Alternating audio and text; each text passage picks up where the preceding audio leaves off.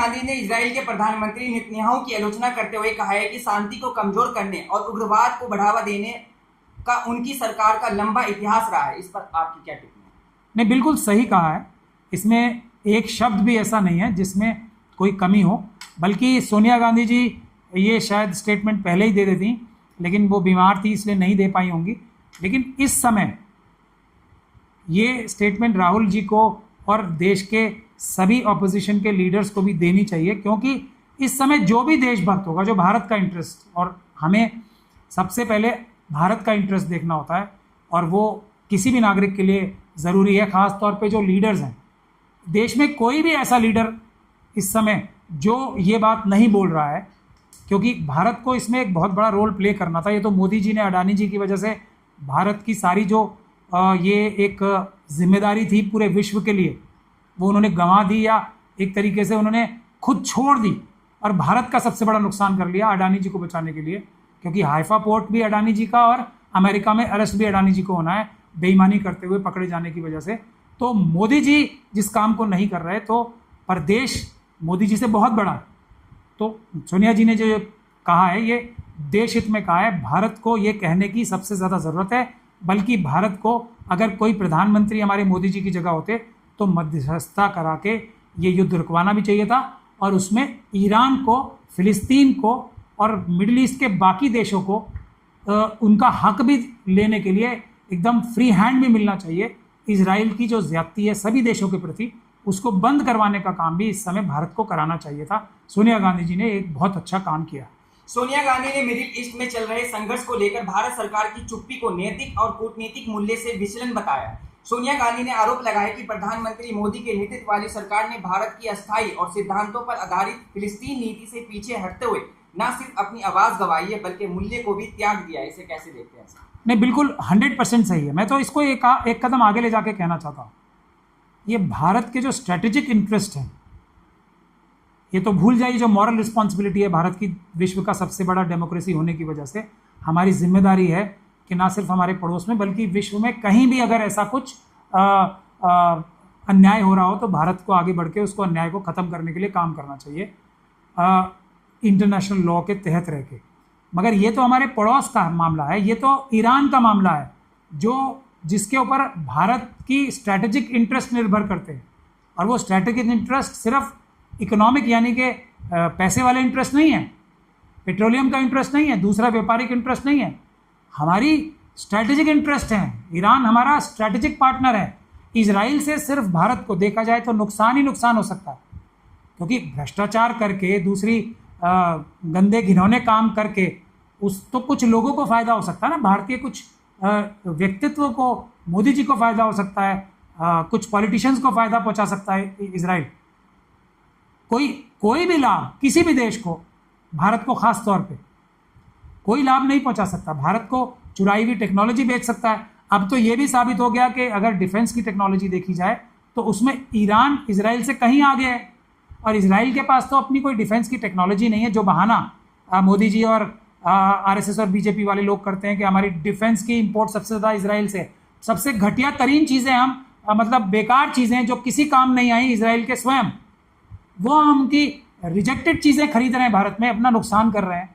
तो और ईरान उसके ऑपोजिट देखा जाए तो उन्होंने अपनी टेक्नोलॉजी से साबित कर दिया है कि वो डिफेंसिव टेक्नोलॉजी में भी F-35 तक गिरा सकते हैं, और ऑफेंसिव में तो उन्होंने आयरन डोम को पेपर डोम बना दिया, बिल्कुल मतलब ख़त्म ही कर दिया। उसका मतलब पेपर डोम भी कहना, पेपर से भी शायद 1 मिलीसेकंड या माइक्रो सेकंड के लिए कोई मिसाइल या एक पत्थर रुक जाएगा, वो पत्थर रोकने लायक भी नहीं रह गई।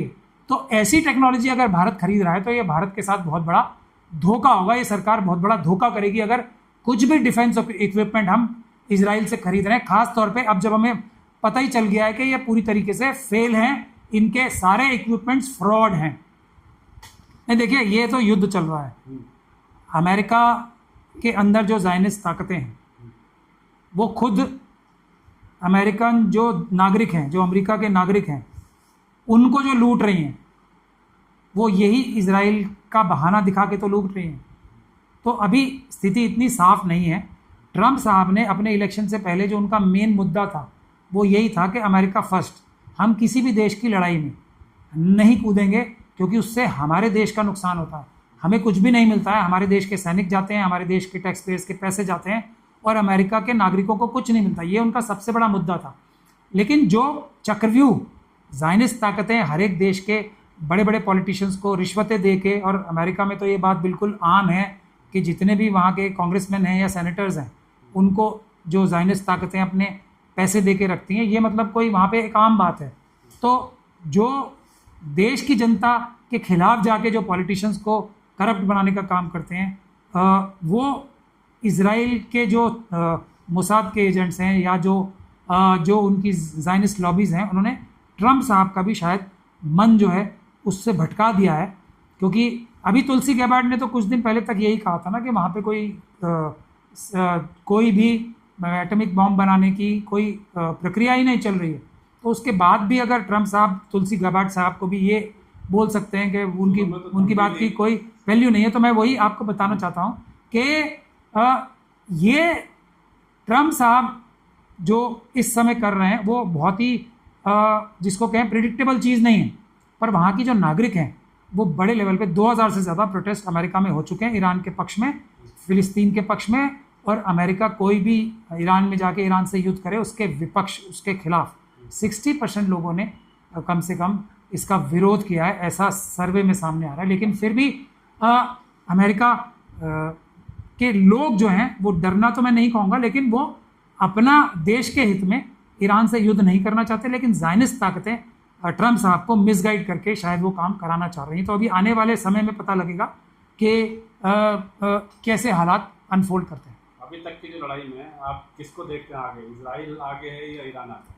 नहीं, धोखाधड़ी और नागरिकों को मारने में, मजलूमों को मारने में तो मैं ये समझता हूँ ईरान आगे है और कहीं आगे, क्योंकि उन्होंने नागरिक बहुत मारे हैं, उन्होंने हॉस्पिटल्स बहुत तोड़े हैं, उन्होंने गज़ा में तो इतने मतलब हज़ारों बच्चे ही मार दिए। मतलब वो लोग तो इंसान ही नहीं है ना, ज़ायनिस्ट ताकतें के जो भी लोग होते हैं वो तो हैवानों से भी बुरे होते हैं। तो ये जो मैं बता रहा हूँ आपको, ये वॉर क्राइम्स करने में, जीनोसाइड करने में ईरान एकदम 100 में से 100 मार्क्स ले रहा है। इजराइल जीनोसाइड करने में, नागरिकों को मारने में, हॉस्पिटल्स को तोड़ने में, बच्चों को मारने में और वॉर क्राइम्स करने में इजराइल जो है ईरान से मतलब 100 गुना आगे है। ईरान इस मामले में पूरी तरीके से फेल है। वो ना कोई जीनोसाइड कर रहा है, ना कोई वॉर क्राइम कर रहा है, ना कोई सिविलियंस को मार रहा है, ना कोई हॉस्पिटल्स को तोड़ रहा है, मार रहा है। हाँ, टेक्नोलॉजी में अगर देखा जाए तो टेक्नोलॉजी में ईरान ने अपनी बर्तरी एकदम पूरी तरीके से इस्टेब्लिश कर ली है, अपनी डिफेंस में भी, क्योंकि F-35 तक उन्होंने मार गिराए हैं कई। और दूसरा, आयरन डोम को तो बिल्कुल ख़त्म ही कर दिया है।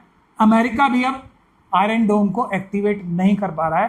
तो अगर युद्ध में अभी तक की बात देखा जाए, और युद्ध में कोई एकदम से रिलैक्स होने से और नुकसान ही होता है, मगर ईरानियों को और अभी चौकन्ना रहना पड़ेगा, क्योंकि अब इजराइल और ज़ायनिस्ट लोगों के पास कोई दूसरा रास्ता बचा ही नहीं है कि वो कुछ ना कुछ एक झूठा नाटक करके, फॉल्स फ्लैग जिसे कहते हैं ना, जैसे 9/11 के बारे में लोग कहते हैं, जैसे सद्दाम हुसैन के बारे में, इराक के बारे में वेपन्स ऑफ मास डिस्ट्रक्शन, या 9/11 की झूठी घटना करा देनी, या ट्रम्प साहब के ऊपर हमला करा देना। ये सब लोग, हमारा शक ये है कि ज़ायनिस्ट ताकतें कराती हैं ताकि उसका झूठा इल्ज़ाम लगा दिया जाए। और इस केस में ऐसा ही कुछ इजरायली या ज़ायनिस्ट ताकतें करने का सोच रही हैं। उसके बाद स्थिति क्या बनेगी वो देखना है। लेकिन ईरान, जहाँ तक मुझे पता है, अमेरिका और पूरी जो कैपिटलिस्ट फोर्सेस ज़ायनिस्ट ताकतें हैं पूरी दुनिया की, उससे मुकाबला करने के लिए अकेले अब तक तो पूरा सक्षम नज़र आया।